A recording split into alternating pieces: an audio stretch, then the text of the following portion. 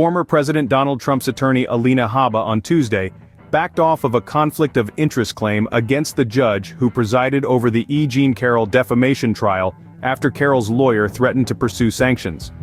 Habba on Monday filed a letter with the court citing a New York Post story that said U.S. District Judge Lewis Kaplan and Carroll attorney Roberta Kaplan, who are not related, had worked at the major law firm Paul, Weiss, Rifkind, Wharton and Garrison in the 1990s.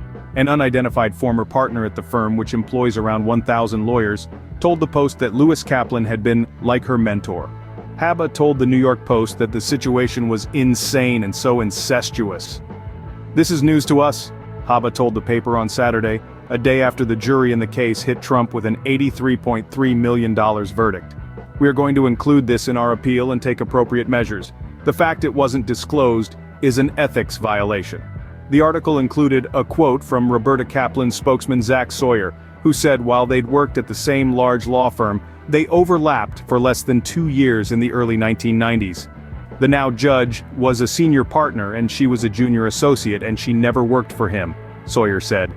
In her letter on Monday, Habba said, "If Your Honor truly worked with Miss Kaplan in any capacity, especially if there was a mentor-mentee relationship, that fact should have been disclosed before any case involving these parties was permitted to proceed forward."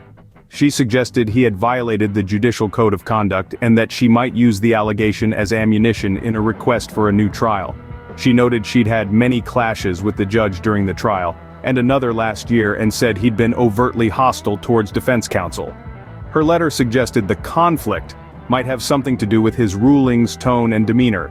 Here, without knowing more information, or having a specific factual denial by Your Honor that you had a mentor-mentee relationship with Ms. Kaplan, we are unable to flesh out our position concerning what specific relief should be requested, including, but not limited to, moving for new trials on the issues of liability and damages. Surely, however, this court should provide defense counsel with all of the relevant facts, Habba wrote. "We thank the court for its prompt attention to this troubling matter." Roberta Kaplan responded in a letter of her own to the judge Tuesday, saying the allegations are utterly baseless. She said she started at the Paul Weiss firm as a junior litigation associate in October 1992, when Lewis Kaplan was a senior litigation partner. He was nominated to the bench by then-President Bill Clinton and confirmed by the Senate in August 1994. "During that relatively brief period more than 30 years ago, I do remember the Paul Weiss partners with whom I worked, and none of them was Your Honor. More specifically, I have no recollection from that time period of ever interacting with Your Honor on a case, participating with Your Honor in a client or case-related meeting, or attending a court proceeding with Your Honor. In fact, I remember no direct interaction from that time period with Your Honor at all," her letter said. Needless to say, at no point have we ever had a mentor-type relationship, as alleged by Ms. Habba, the attorney said.